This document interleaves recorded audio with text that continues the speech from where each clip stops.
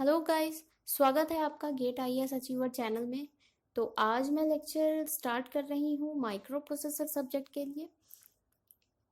तो जो लोग डबल ई ईसी इंस्ट्रूमेंटेशन जिन जिन लोगों को माइक्रो प्रोसेसर पढ़ना है तो वो लोग आराम से ये लेक्चर ज्वाइन करें। इसमें मैं आपको सफिशिएंटली उतना ही बताऊंगी जितना आपके एग्ज़ाम से रिलेटेड है और आपके एक भी क्वेश्चंस छूटे नहीं। तो चैनल वीडियो स्टार्ट करने से पहले मैं आपको बता देती हूँ, चैनल को सब्सक्राइब कर लें। साथ ही साथ वीडियो अच्छा लगे तो लाइक करना और अपने दोस्तों को भी शेयर करना ताकि उन्हें भी माइक्रो प्रोसेसर पढ़ने का टाइम मिल जाए। तो आज हम अपना लेक्चर स्टार्ट करते हैं माइक्रो प्रोसेसर के फर्स्ट लेक्चर के साथ। इसमें हमें पढ़ना है माइक्रो प्रोसेसर के बारे में और साथ ही साथ 8085 का कंप्लीट माइक्रो प्रोसेसर एनालिसिस करने के साथ। ठीक है, तो सबसे पहले थोड़ा हम बेसिक जान लेते हैं कि किस तरह हमारा स्टार्ट हुआ। माइक्रो प्रोसेसर हम यूज़ कहाँ करते हैं। तो कंप्यूटर के बारे में आप लोग सभी जानते होंगे। कंप्यूटर में दो चीज़ इंपॉर्टेंट होती है, first thing is CPU and second thing is peripheral. अगर आपके पास सिर्फ कंप्यूटर है और सीपीयू है तो आप क्या करोगे, लेकिन आपको पेरिफेरल्स की भी साथ में साथ ज़रूरत होती है। ठीक है, पेरिफेरल्स लाइक आपका कीबोर्ड हो सकता है, माउस हो सकता है, हार्ड डिस्क हो सकता है, एनीथिंग विल बी। सीपीयू की बात करें तो यहाँ पे हमारा माइक्रो प्रोसेसर और मेमोरी होता है। ठीक है, मेमोरी में क्या, आपको रैम और रोम, जो मैंने डिजिटल के लेक्चर में मैंने आपको बता दिया था रैम रोम में डिफरेंस क्या है, सबके टाइप्स क्या है, पूरी तरह से मैंने आपको एनालाइज किया था। अगर आपने वो वीडियो नहीं देखा तो आप लोग डिजिटल इलेक्ट्रॉनिक्स के प्लेलिस्ट में जाकर आप लोग देख सकते हो, जिसमें मैंने रैम और रोम को लेकर क्लियरली बहुत कुछ बताया है। ठीक है, तो यहाँ सीपीयू में हमारा माइक्रो प्रोसेसर यूज़ होता है। तो आज हम लोग अपने माइक्रो प्रोसेसर के साथ फिर स्टार्ट करते हैं। रैम की बात थोड़ा देख लेते हैं। माइक्रो प्रोसेसर हो या मेमोरी हो, सब में रैम का यूज़ होना ही है। रैम आपकी टेम्प्रोरी मेमोरी होती है, वोलाटाइल इन नेचर होती है। ठीक है, तो इसका जो साइज होता है रैम का साइज, वो 2 to the power m × n होता है। अब m क्या है और n क्या है। m आपका नंबर ऑफ एड्रेस लाइन होता है और n number of data line होता है, जिसको मैंने यहाँ सिंपली ड्रॉ करके बताया है, m एड्रेस लाइन्स और n डेटा लाइन। तो आपके साइज ऑफ रैम क्या होंगे, 2 to the power m/n। ठीक है, नेक्स्ट हम लोग चलते हैं माइक्रो प्रोसेसर के डिज़ाइनिंग के थ्रू। ठीक है, सबसे पहले डिज़ाइन हुआ कैसे, धीरे धीरे धीरे धीरे हमने इम्प्लीमेंट कैसे किया। एक्चुअल में सबसे पहले एक सर्किट आया जो कि एडर कम सब्ट्रैक्टर की तरह एक्ट करता था, मतलब आइदर वो ऐड करेगा या तो वो सब्ट्रैक्ट करेगा, बस दो ही प्रोसेस थे।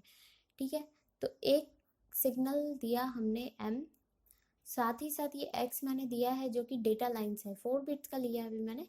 तो ये डेटा लाइन्स है आपके फॉर इनपुट x और ये डेटा लाइन है फॉर इनपुट y। तो आपका रिजल्ट क्या आएगा, अगर एडर हुआ तो 4 बिट का सम आउटपुट आएगा, साथ ही साथ एक कैरी आने के चांसेस है, इधर वो 0 हो सकता है या 1 हो सकता है। और अगर सब्ट्रैक्टर की बात करें तो वो बोरो हो सकता है। ठीक है, तो ये फंक्शनिंग इसका क्या था कि अगर m 0 हुआ तो ये ऐड करेगा माइक्रो प्रोसेसर, और अगर m1 हुआ तो ये सब्ट्रैक्ट करेगा। तो ये सबसे पहले स्टार्टिंग की बात है जो कि सिर्फ दो कामों की तरह एक्ट करता था माइक्रो प्रोसेसर। धीरे धीरे इम्प्लीमेंटेशन आए। इम्प्लीमेंटेशन क्या है कि मैंने और भी प्रोसेसेस ज़्यादा किए, ऑपरेशंस और भी ज़्यादा होने लगे। जैसे ये आपके पिन मैंने C7 to C0 है, आपके 8 पिन है यहाँ पे। ये इनपुट x के ही है, 4 डेटा इनपुट है और ये इनपुट y है। इसके बाद आपका आउटपुट मैंने दिया है carry S3 S2 S1 S0 4 bit में। साथ ही साथ मैंने दो वोल्टेज भी लगाया है, VCC एंड ग्राउंड। अब इसका ऑपरेशन क्या है, इतने 8 फंक्शन में इसका काम हो सकता है। कैसे, देखते हैं। अगर C0 एक्टिव हो रहा है, बाकी सभी लो हैं, तो ये ऑपरेशन मैनिपुलेट कर दिया कि x और y का एंड ऑपरेशन करना है यहाँ पे। ठीक है, नेक्स्ट अगर C1 एक्टिव होगा, बाकी सभी लो पिन होंगे, एक्टिव लो होंगे, तो इसने कह दिया कि x और y का हमें और ऑपरेशन करना होगा। ठीक है, तो ये फंक्शन उसको उस टाइम और ऑपरेशन करेगा। अगर C2 एक्टिव हुआ तो इसने कह दिया कि x और y का एंड नैंड ऑपरेशन करना है, ठीक है, या फिर x और y को ऐड करना है, एनीथिंग, कुछ भी हो सकता है, कोई भी फंक्शन, ठीक है। तो इस तरह के अभी जो पहले आपका 2 ऑपरेशन हो रहा था एडर कम सब्ट्रैक्टर का, वो अब 8 ऑपरेशंस में मैंने तब्दील कर दिया, बट इसमें नंबर ऑफ पिन्स इंक्रीज हो गए। यहाँ पे C0 to C7 हो गया, जो कि सिर्फ एक पिन था, और VCC और ग्राउंड वोल्टेज भी ऐड हो गया। उसके बाद मैंने क्या किया कि एक 3:8 रिकॉर्डर लगा दिया, मतलब कि इनपुट पिन को रिड्यूस किया मैंने। वहाँ जो 8 पिन थे आपके, वो 3 पिन हमने रिड्यूस कर दिए, उन 8 को कन्वर्ट कर दिया 3 में। कैसे? ऑपकोड के तौर पे।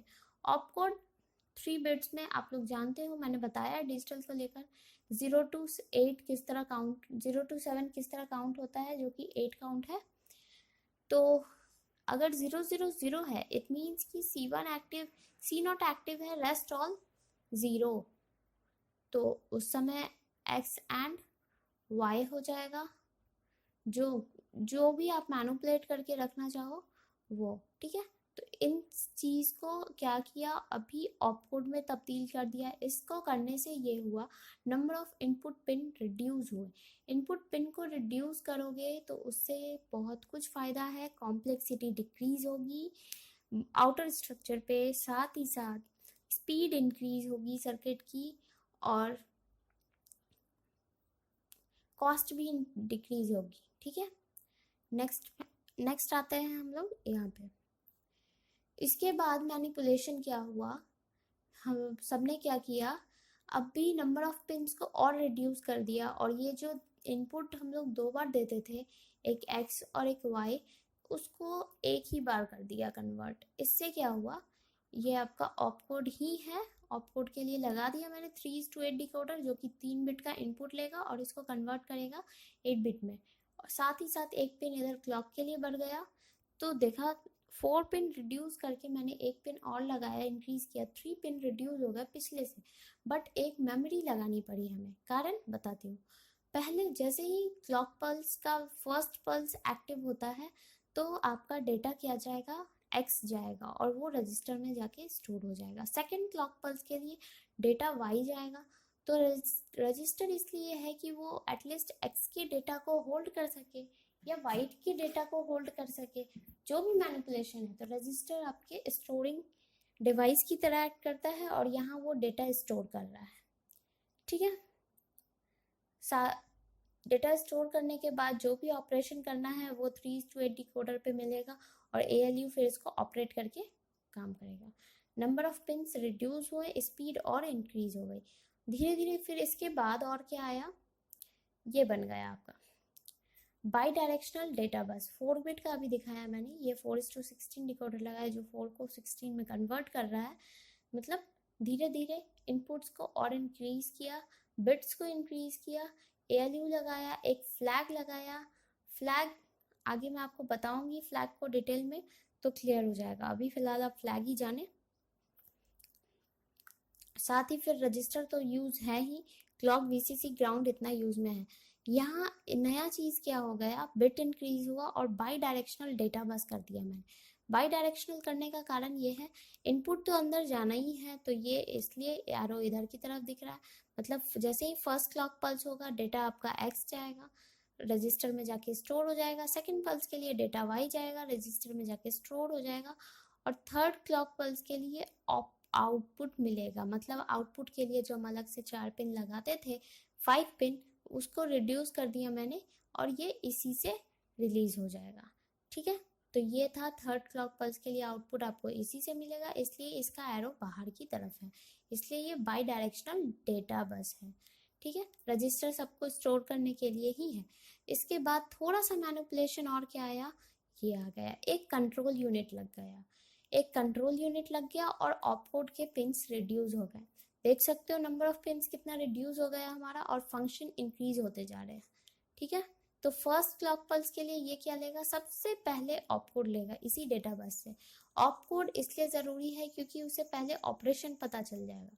सेकेंड पल्स में डेटा x ले लेगा, थर्ड पल्स में डेटा y ले लेगा, और फोर्थ क्लॉक पल्स में हमारा आउटपुट मिल जाएगा, इसलिए ये बाहर की तरफ एरो है। रजिस्टर क्यों है? स्टोर करने के लिए। कंट्रोल यूनिट क्यों है? इन सभी को कंट्रोल करने के लिए एक मेन हेड को होना ज़रूरी है, ठीक है।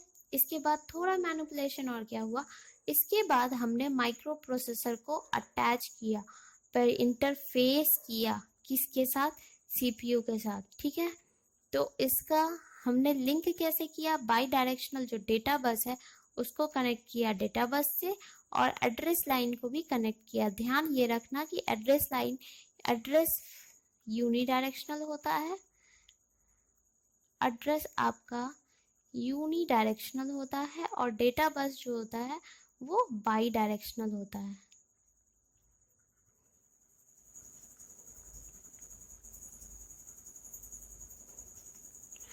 ठीक है, यूनिडायरेक्शनल है इसलिए एड्रेस लाइन को मैंने इस तरह रिप्रेजेंट किया है, ठीक है। उसके बाद मैंने एक और चीज कनेक्ट किया है, read bar and right bar. Read bar read करता है, ये माइक्रो प्रोसेसर से रीड करेगा, तो ये इसको इधर की तरफ लिख सकते हो, यहाँ से ये डेटा रीड करके आएगा। और राइट बार कह सकते हो कि ये राइट करेगा, डेटा कुछ ना कुछ रैम में चेंज करेगा, ठीक है। बार मैंने इसलिए लगाया, वो एक्टिव लो पिन हो जाता है। एक्टिव लो का मतलब जब इनपुट 0 दोगे तो ये पिन एक्टिव, ये पिन एज अ हाई की तरह काम करेगा, ठीक है। अब बात करते हैं थोड़ा प्रोसेसर की, कितने बिट का प्रोसेसर होगा तो उसका क्या क्या अंदर का फंक्शन जो होगा वो कितने बिट का होगा। तो सपोज हम n बिट का प्रोसेसर का बात कर रहे हैं फिलहाल, तो अगर n बिट का प्रोसेसर है आपका तो डेटा बस भी n बिट का होगा, रजिस्टर भी n बिट का होगा, ऑपकोड भी n बिट का होगा, इंस्ट्रक्शन डिकोडर आईडी है आपका इंस्ट्रक्शन डिकोडर वो होगा n cross 2 to the power n bit का, ALU भी n बिट का होगा, ठीक है। ये सभी चीज n बिट के होंगे। चेंजेस कहाँ आने वाले हैं? प्रोग्राम काउंटर नाम का चीज होता है आपके माइक्रो प्रोसेसर में। ये एक रजिस्टर है, 16 बिट का होता है, सॉरी बिट को क्लैरिफाई नहीं कर सकते, सॉरी। प्रोग्राम काउंटर ये क्या होता है? ये इसका size, sorry, PC program counter का जो साइज होता है वो एड्रेस बस के साइज के इक्वल होता है, ठीक है। हर एक प्रोसेसर में एड्रेस बस, डेटा बस के बारे में तो हो गया आपको, जितने बिट का प्रोसेसर है उतना ही बिट का data bus, but address bus का साइज अलग होता है, और वही साइज पीसी का भी होता है। प्रोग्राम काउंटर करता क्या है? वो जो अभी जो ऑपरेशन हो रहा है और उसके बाद जो ऑपरेशन होने वाला है, जिस इंस्ट्रक्शन पे काम होने वाला है उसका एड्रेस ये स्टोर करता है, ठीक है। नेक्स्ट इंस्ट्रक्शन जो एग्जीक्यूट होने वाला है उसका, करंट वाले का नहीं। तो फिलहाल आज के लेक्चर के लिए इतना ही था, जिसमें हमें बेसिक्स जानना था, थोड़े से डिजाइनिंग जानना था कि किस तरह प्रोसेसर आपका डिजाइन होता गया, और किस तरह नंबर ऑफ पिन्स रिड्यूस करने से पावर डिसिपेशन कम हुए, स्पीड इंक्रीज हुई, कॉम्प्लेक्सिटी डिक्रीज हुई, सुविधा ज़्यादा हुई, ठीक है। तो आज के क्लास के लिए फिलहाल हमारा इतना ही। कल के क्लास के साथ हम लोग 8085 की स्टार्टिंग करेंगे और उसके बारे में बहुत कुछ जानेंगे। तो चैनल के साथ जुड़े रहें, बेल आइकन को और क्लिक कर लेना और सब्सक्राइब भी कर लेना ताकि नोटिफिकेशन आपको ऑन टाइम मिले, ठीक है, सबसे पहले मिले। वीडियो को शेयर करना अपने दोस्तों के साथ। अगर आपको कुछ डाउट हो तो बेशक आप कमेंट कर सकते हो वीडियोस को, या फिर मैंने आपको मेल आईडी दे रखा है साथ ही साथ डिस्क्रिप्शन बॉक्स में, उसमें भी आप लोग बता सकते हो कि कहाँ पे डाउट है। सर ये सब्जेक्ट ओवर होने के बाद मैं क्वेश्चंस आपको ग्रेड अप पे देती रहूँगी।